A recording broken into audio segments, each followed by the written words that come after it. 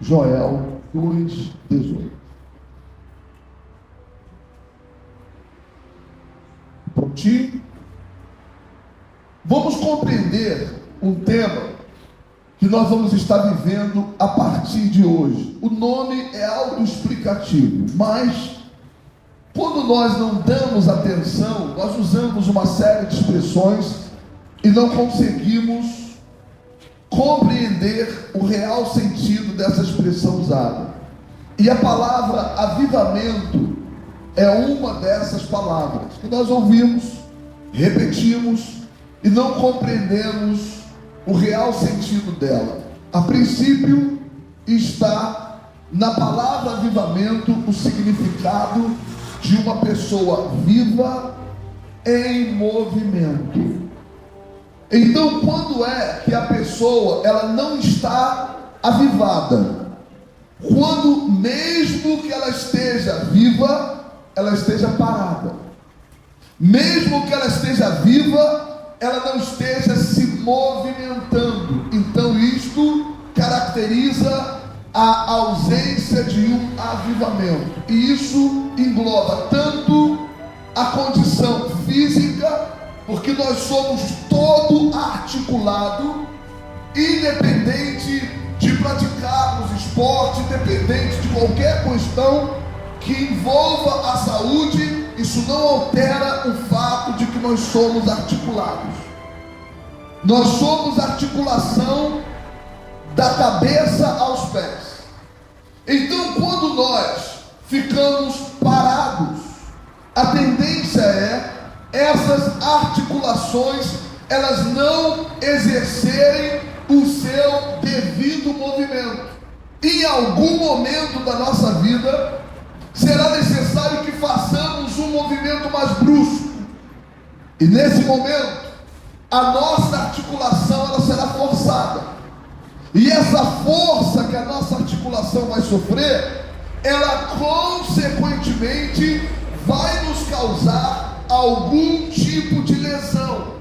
E é nesse momento então que, independente de ser correndo, independente de ser caminhando, independente de ser em qualquer tipo de exercício físico, é necessário compreendermos que ficarmos muito tempo parados é prejudicial à nossa saúde, porque o movimento é inevitável.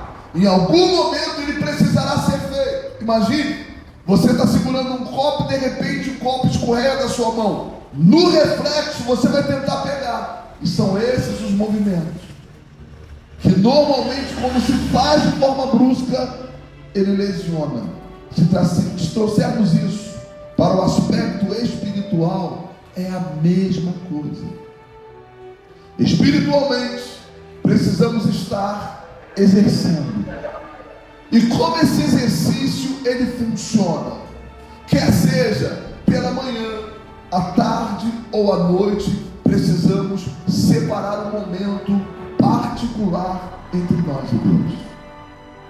10 minutos, 5 minutos, 2 minutos, não importa o tempo. O que importa é você ter a consciência, e Deus ter a consciência que Ele está incluso na sua agenda. Quando você afirma faltar tempo para alguma coisa, é neste momento então que nós contradizemos a palavra do próprio Deus, que diz que há tempo para todo o propósito debaixo do céu. Então é justificável que eu não tenha tempo de estar em 2 lugares ao mesmo tempo. A exemplo, se você está no trabalho, no horário do culto, então é impossível você estar no culto. Se você tiver qualquer atividade no horário do culto, então é impossível que você esteja no culto, porque você não consegue estar em 2 lugares ao mesmo tempo. Contudo, nós estamos tratando no aspecto espiritual de uma pessoa que é onipresente. Então, se eu estiver na igreja, ele está na igreja. Mas ao passo que mesmo eu estando nesse momento na igreja, Ele está na minha casa. Mesmo eu estando nesse momento na igreja, Ele está no meu ambiente de trabalho. Mesmo eu estando nesse momento na igreja, Ele está no percurso que eu fiz para chegar aqui. Então, a ausência de Deus não é possível em lugar algum, porque Ele está, mesmo que eu possa estar apenas em um lugar por vez, mas Ele está em toda parte ao mesmo tempo. Amém? Então, quando essa consciência é criada em mim, a partir deste momento começa um relacionamento. O relacionamento é aquele contato constante que nós temos com uma determinada pessoa de nossa consideração. Isso é relacionamento. Quando você estreita um contato constante com uma pessoa que você considera, você inclui aquela pessoa na sua agenda, você inclui aquela pessoa no seu dia a dia. Esta pessoa precisa ser o próprio Deus. Isto representa um movimento espiritual. Então, quando eu estou vivo e estou me movimentando, então significa dizer que eu estou avivado. Não apenas vivo, mas estou avivado. Para além de estar vivo, eu estou me movimentando. Então, o avivamento é a vida em movimento. E esse termo, ele é usado exclusivamente para o aspecto espiritual. Então, se eu estou me movimentando espiritualmente, eu estou avivado.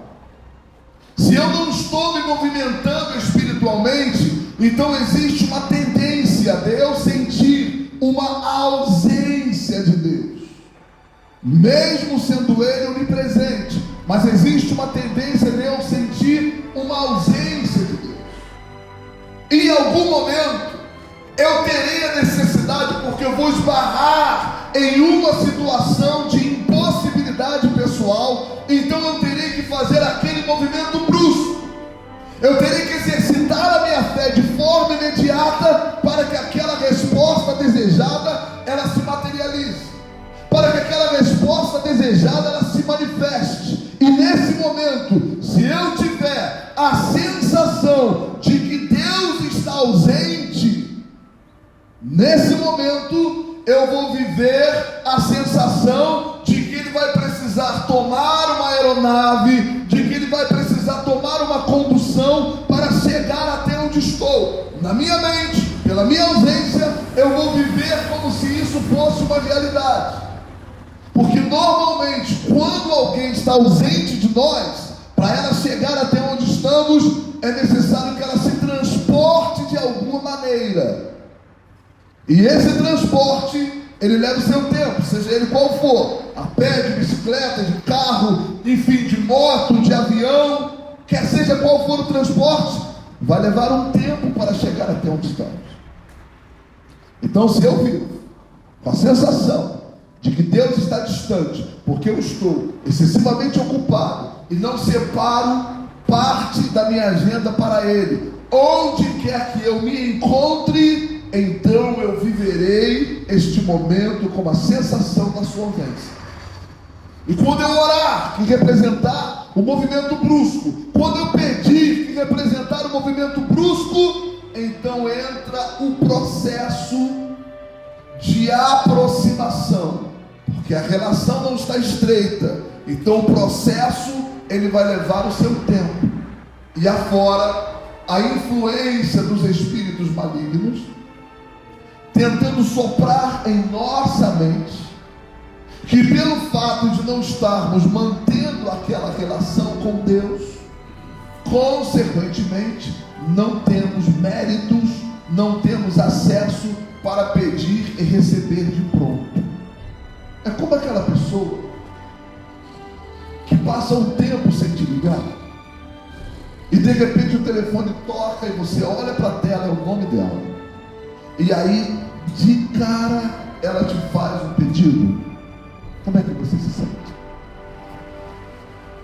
É ela só liga para você para pedir alguma coisa. Ela nunca liga para perguntar: como é que você está? Como é que está o seu dia? Eu estou passando por aqui para lhe desejar que você tenha um dia bem abençoado.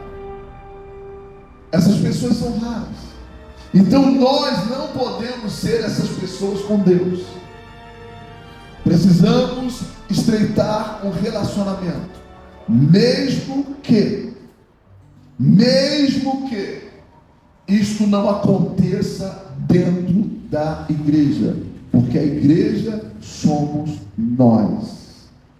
E quando nos tornamos a igreja, então esse relacionamento se estreita entre nós e ele, dentro de nós. E isso chama-se comunhão. Amém? Então o avivamento consiste nisto, no relacionamento estreito com o próprio Deus.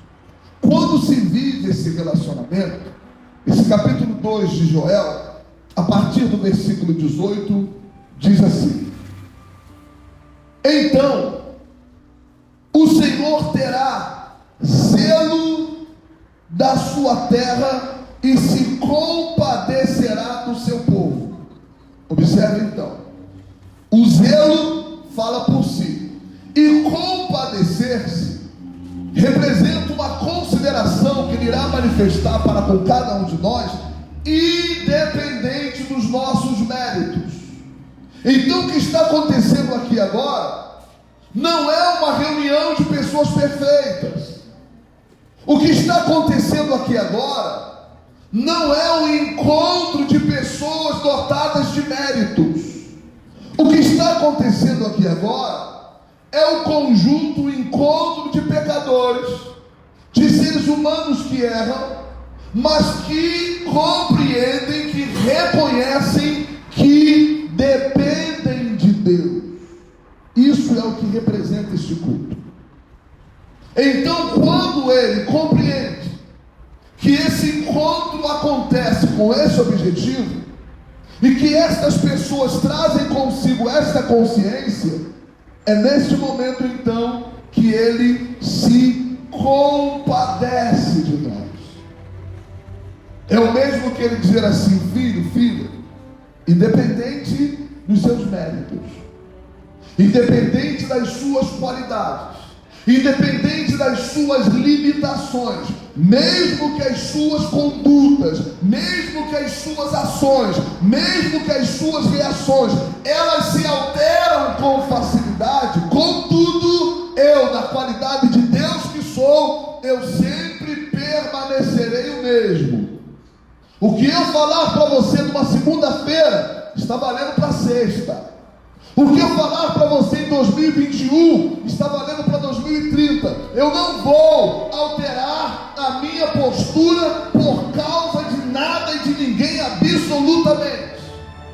É nesse momento então que nós passamos a ter neste Deus uma segurança absoluta, porque mesmo através das nossas variações, Ele não vai corromper o caráter dele por causa dos nossos erros. A única coisa que poderá acontecer como consequência da nossa postura é a nossa limitação pessoal, não punição, não perdas, porque Deus, ora lhe deu alguma coisa, Ele não vai lhe tirar. Se acaso Ele fizer, Ele está alterando o caráter dele, Ele está alterando a palavra dele, e isso não acontece.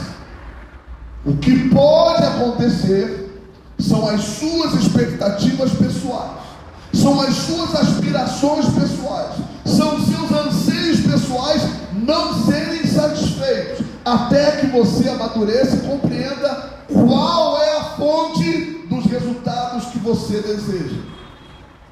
E quando você reconhece que essa fonte é Deus, então essa fonte jorra de uma forma ilimitada. Por isso ele vem nesta palavra como título dizendo: promessa de fartura. Então o Senhor terá zelo da sua terra. Então observe que ele refere-se a tudo quanto plantamos, porque a terra ela tem essas duas funções.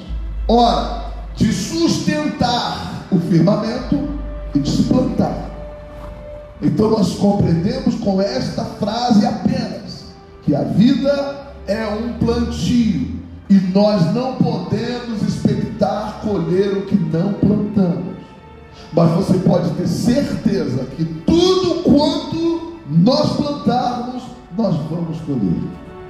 É neste momento então que precisamos ter muito zelo, muito cuidado, muita cautela com a semente que nós lançamos na terra, porque inevitavelmente ela vai germinar, inevitavelmente ela vai crescer, inevitavelmente ela vai se estruturar, inevitavelmente ela vai frutificar, e nós somos os responsáveis pela colheita.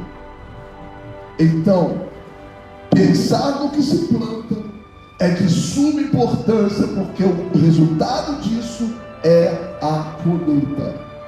Então, quando ele se refere à terra, ele se refere ao ato de plantar. Se porventura nós estamos avivados, é neste momento então que ele terá zelo pela nossa terra.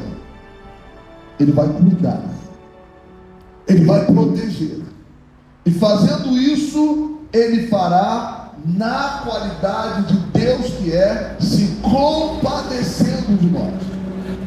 E aí no 19 diz: e o Senhor responderá e dirá ao seu povo: eis que vos envio o trigo e o mosto e o óleo, e deles sereis o que?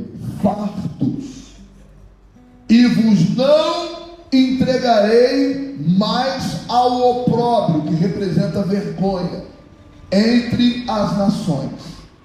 Então a promessa dele é que nós não vamos viver vexames, não vamos viver vergonha em nenhum aspecto da nossa vida, se nos posicionarmos assim.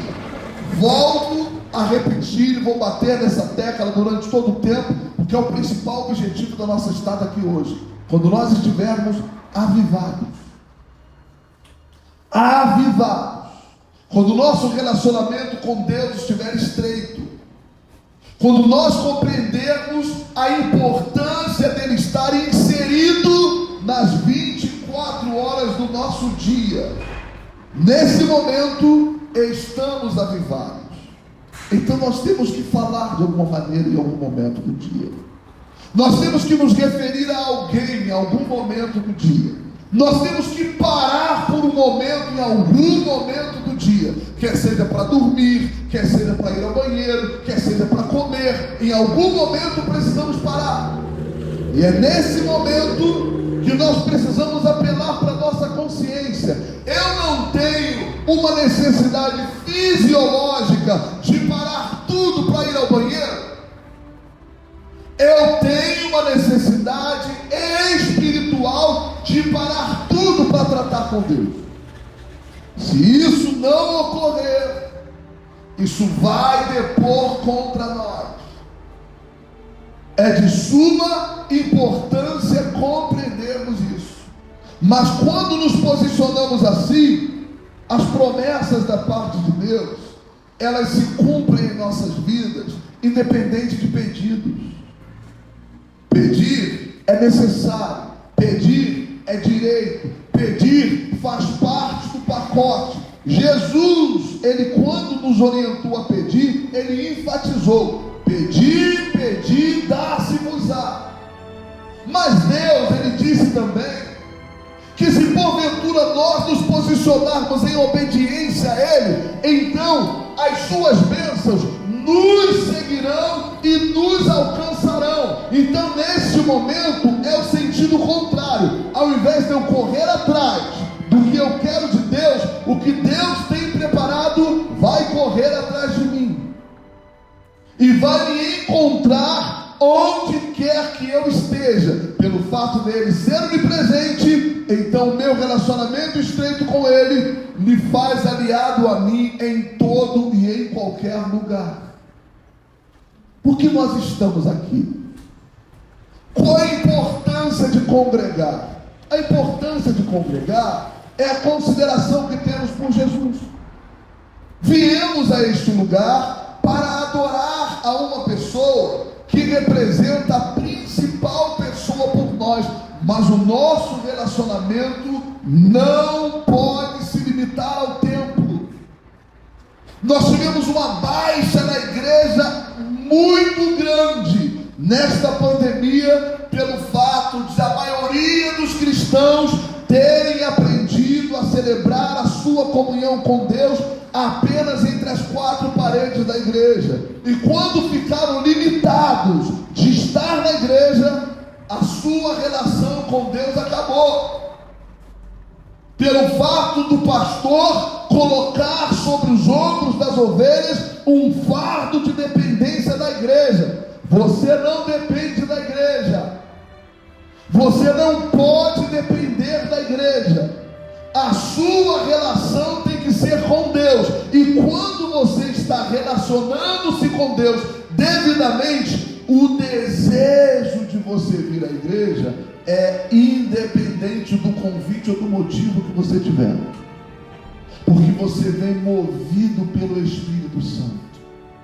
E estar aqui é leve, estar aqui é natural, estar aqui é prazeroso. Você sente falta do ambiente, porque é tal qual você casar-se ou simplesmente se mudar, mas você deixou dentro da casa dos seus pais uma atmosfera positiva. Então voltar lá de vez em quando é um prazer que você sente, porque afinal de contas é onde você conheceu o seu pai, a ponto dele ter te dado estrutura para você viver muito bem, obrigado, fora da casa dele, mas contudo você reconhece que foi naquela casa que você reconheceu. Isso é igreja. Mas não é uma regra, não pode ser, porque se isso se tornar uma obrigação, então isso torna-se uma religião, e a religião nós sabemos que foi um tiro que saiu pela culatra, porque hoje o maior problema das debilidades espirituais que existe debaixo do céu chama-se religião. Eu posso ser enfático e talvez excessivo, mas eu considero que a religião é a pior desgraça que aconteceu debaixo do céu, seja ela qual for, independente de qual seja, porque a única religião que existe chama-se Jesus.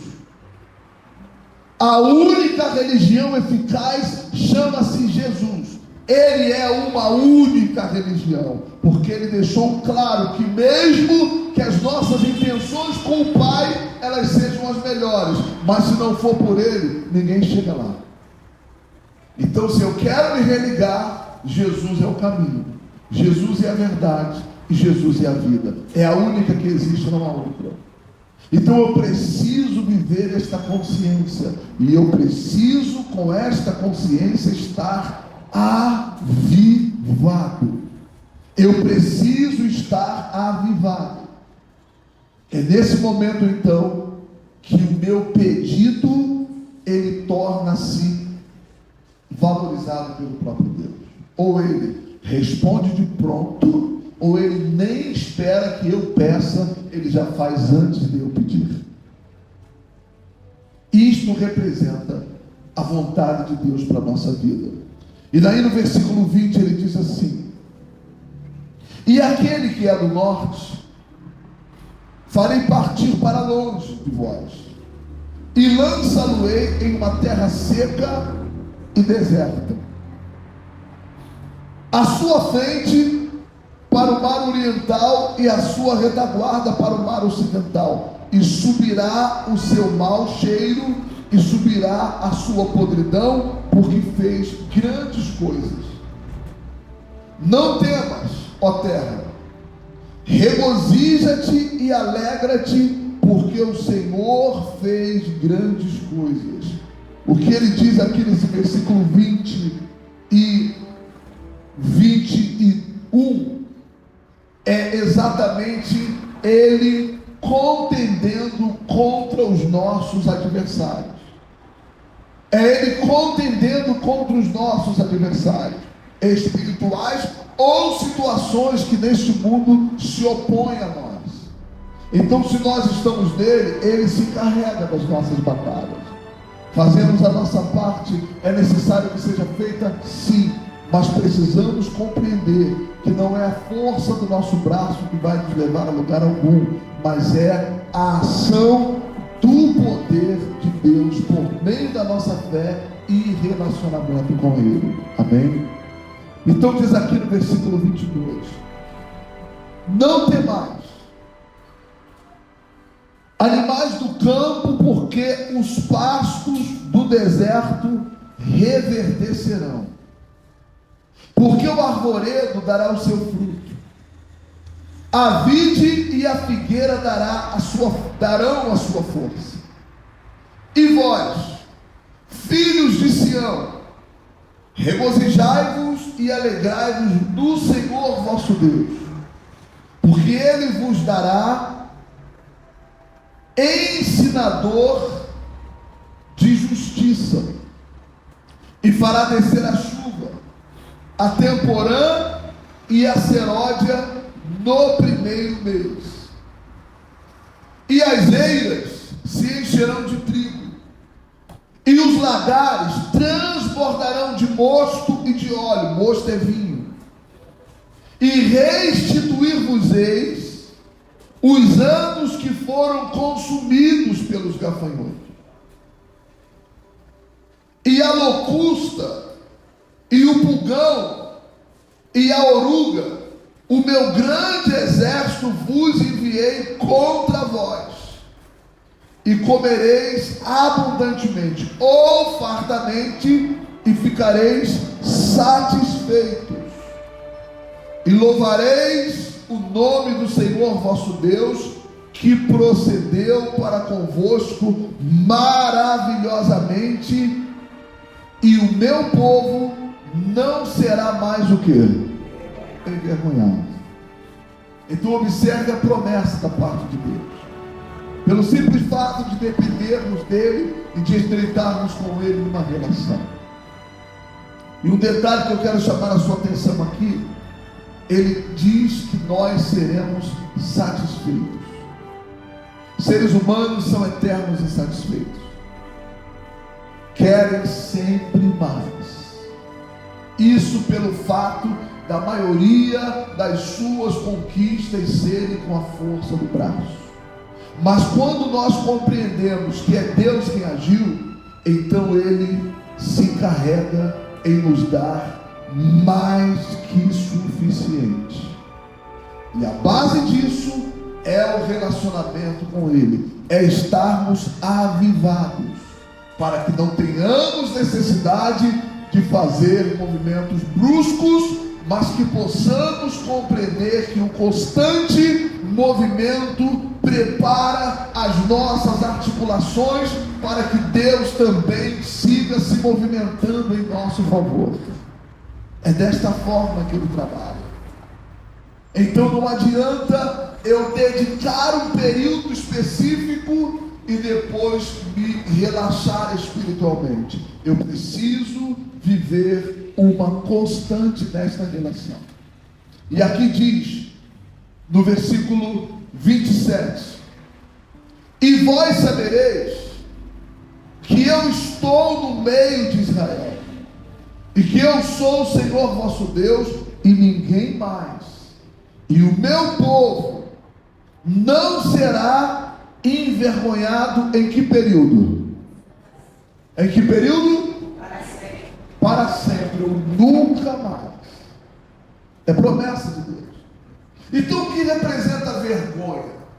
Todos nós sentimos em algum momento. Todos nós já vivemos essa experiência, sabemos o que representa. O que vem a ser uma vergonha?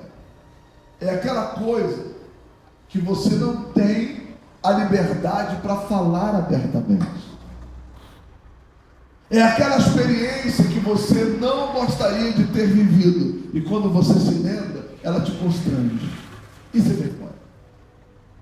E a promessa aqui é que você não reviva mesmo, e que do presente para o futuro isso jamais faça parte da sua história. E é simples viver essa experiência, é incluir Deus em tudo, é colocar Deus em tudo.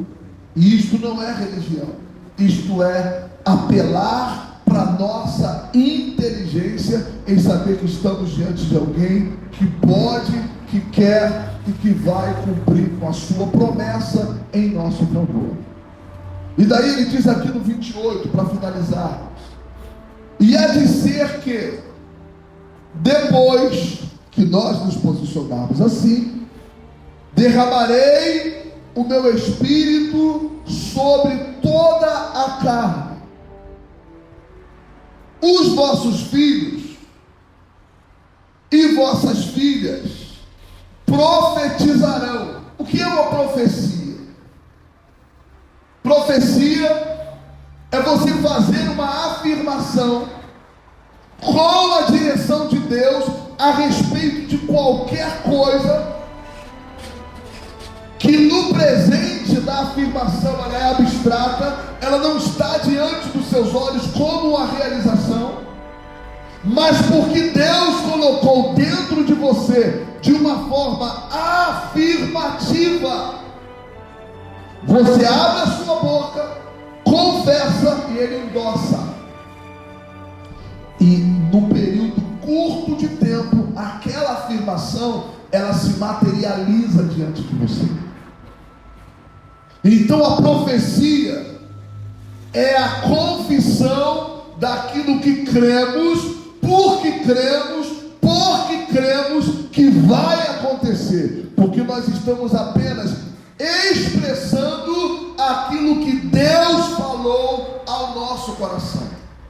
Por isso que os avivados não receiam profetizar. Os avivados não receiam profetizar, porque os avivados sabem que vai acontecer, porque Deus falou com eles. Por que razão? Porque eles vivem falando com Deus. Então ali há um diálogo.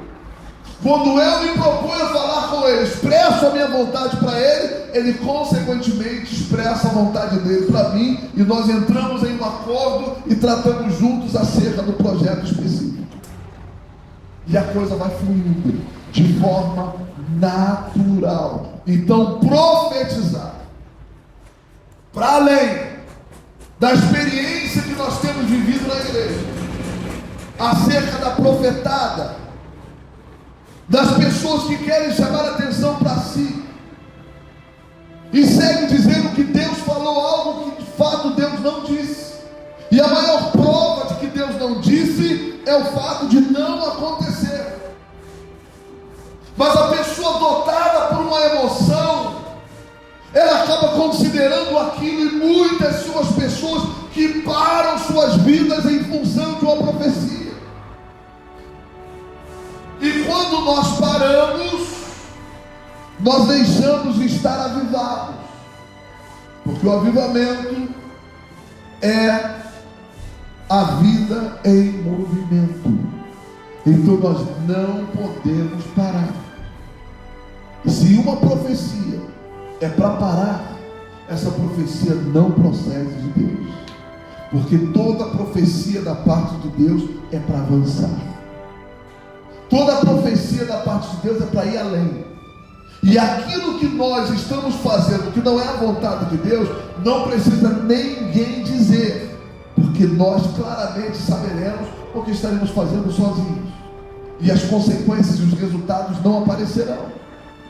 Mas quando é Deus, então a profecia ela se cumpre. Então ele diz: os filhos e as filhas profetizarão. Vamos considerar nossos filhos biológicos. Quando é que um filho biológico que não trabalha, que não tem economia, ele abre a boca e diz: eu vou ter um carrinho assim, assim, assim, eu vou ter uma bola assim, assim, assim, eu vou ter um videogame assim, assim, assim, eu vou ter um tênis assim, assim? Quando é que um filho que não tem renda, ele abre a boca e diz que vai ter alguma coisa? Quando ele olha para os pais e sabe, observa, compreende que os pais podem bancar, eles profetizam, e têm, e recebem, porque eles fazem apoiados, baseados em quem? os pais. Isso é profecia. Agora imagine você posicionado como seu filho, olhando para um pai que pode te bancar. Você não vai ter receio de profetizar. Mas para isso você tem que ter uma relação com seu pai, que você está ciente de que ele pode te impor a condição que for, que você vai desbancá-lo e ele vai ter que cumprir. Isso acontece. Isso acontece. O filho pede, você diz: olha, a condição é essa. Então tudo bem, está aqui a condição que o senhor me pediu. Era nota positiva nas provas? Eu tirei uma boa nota. E agora, pai? E agora, mãe? Como é que você fica? Você sabe que ele está maduro para receber. Por quê? Porque todas as condições que você apresentou, ele correspondeu. Esse é Deus. E por isso, se você tem um relacionamento com ele, você pode profetizar. E vai acontecer. E não vai demorar. Porque a vontade dele é te dar antes de você pedir. Essa é a posição do próprio Deus. E aí ele diz mais aqui: os vossos velhos terão sonhos. Vamos compreender isso aqui. Ao auge dos meus 48, hoje, se eu tirar essa lupa, eu não leio. Por que razão? Porque as minhas vistas estão dizendo que eu estou chegando lá. Então, qual é a tendência para mim na condição de velho? Eu preciso ler, eu preciso enxergar, eu preciso viver situações imediatas.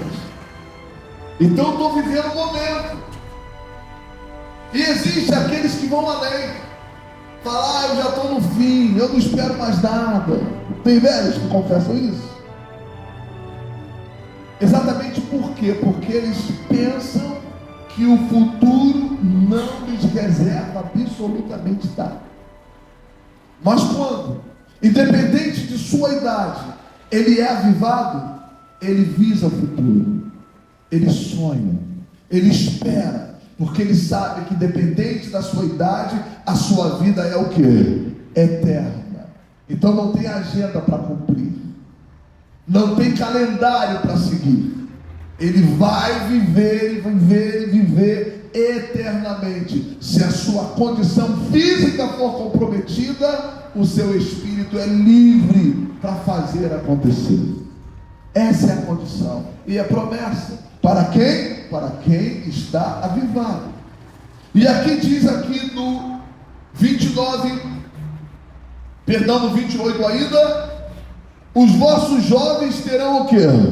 Visões. Então o jovem, por que o jovem terá visão? Porque o jovem é imediatista. O jovem quer tudo de agora para daqui a pouco. Tudo para o jovem demora, como se a vida dele tivesse a fim. Exatamente por quê? Porque ele não tem maturidade para compreender o processo. Como filhos, profetiza e acontece porque o pai vem plantando ao longo da vida. Então quando ele nasce, já está ali à disposição. Ele não tem que fazer nada, só administrar o que o pai já criou. Mas quando ele amadurece e se torna um jovem, então a tendência dele é ser inconsequente. A maioria dos jovens são inconsequentes.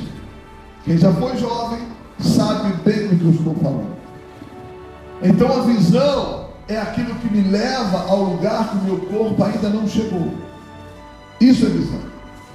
A minha visão me faz ver você da primeira e na última cadeira. A sua visão faz você ver a pessoa da primeira cadeira e a mim no altar. A visão te leva além, onde o seu corpo ainda não chegou. Então isso para dizer que o jovem, que normalmente é imediatista, e que ele só visa o presente de forma inconsequente, ele ignora o futuro. Se ele é avivado, se ele tem relacionamento com Deus, ele sabe o que lhe reserva, e ele é seguro nesta palavra e sabe que ela vai se cumprir. É o relacionamento, é o avivamento, é a vida em movimento com Deus. Essa é a condição. E aí ele diz no versículo 29, para fechar: e também sobre os servos e sobre as servas, naqueles dias derramarei o quê? Com letra maiúscula: derramarei o meu espírito. E isso é o que vai nos dar maior segurança. E aí depois você vai ler com calma esse texto, complementando o capítulo, e você vai ver que mesmo ocorrendo uma série de fatalidades debaixo do céu, mas a princípio, para aqueles que se enquadram nesta condição apresentada por Deus, estiverem avivados, 1000 poderão cair ao seu lado, 10.000 à sua direita, e você não vai ser atingido. Você não vai viver sob a influência das desgraças que são pregadas por este mundo. Você vai viver sob a influência da palavra redentora da parte de Deus, que lhe dá garantia acerca de todas as coisas. Então eu gostaria de contar com a sua presença durante 3 domingos a partir de hoje. E eu gostaria de contar com a sua prática durante todo este período, porque tudo que nós praticamos constantemente vira um hábito. A tendência é essa. Tudo que praticamos constantemente vira hábito. Então eu quero apelar para a sua consciência. Eu quero chamar a sua atenção para que você estreite uma relação com Deus. Isso não lhe torna um religioso, isso não lhe torna uma pessoa limitada de qualquer questão. Isso simplesmente lhe faz compreender o quão livre você é à luz da palavra de Deus. Então eu quero chamar a sua atenção: inclua Deus nos seus projetos, inclua Deus nos seus planos, inclua Deus nas 24 horas do seu dia. Separe um momento para Ele. Enfatizo: não significa 1h30 como período de um culto, não significa 2 horas, não significa 10 minutos, não significa 1 hora, não significa, mas é o simples fato de você dizer para Deus que você se lembrou dele naquele momento e que ele em algum momento esteve incluso em um projeto seu no decorrer do seu dia. Eu falava para você há dias passados acerca da minha filha, com 24 anos de idade, e aos 22 ela decidiu viver independente, construiu o espaço dela, montou o espaço dela, está vivendo independente. Mas todo santo dia, quando eu olho o celular e tem pelo menos um meme que ela viu, lembrou de mim e me mandou, isso faz-me entender a nossa conexão. Isso me faz compreender a nossa conexão. Quando ela escreve para falar alguma coisa a respeito dela, muitas vezes ela nem pergunta como estou, ela escreve ou liga ou manda áudio para se expressar. Isso mostra que ela tem a mim na qualidade de pai incluso no projeto dela, incluso na vida dela. Essa é a relação que precisamos ter com Deus. E detalhe: a última vez que eu a vi foi em fevereiro, pessoalmente. Eu a vi no aniversário da mãe, que nós viemos, que ela veio em fevereiro, 1º de fevereiro foi a última vez que eu a vi. Mas de lá para cá, não tem um dia que não tenhamos falado. Você me entende, sim ou não? O fato dela não dividir o mesmo espaço não significa a sua independência de ter a mim, embora ela não dependa de mim para absolutamente nada. Mas ela compreende que onde ela chegou, existiu alguém envolvido neste projeto. Esse é Deus na nossa vida. Então, até aqui nos ajudou o Senhor. Qual é a garantia que nós temos de chegar lá, se nós continuarmos incluindo Ele em nossos projetos pessoais? Ponha isso dentro do seu coração. Isso pode te levar 2 minutos do seu dia mas vai fazer uma grande diferença na sua vida. Isso é estar avivado, vivo em movimento diante de quem? De Deus.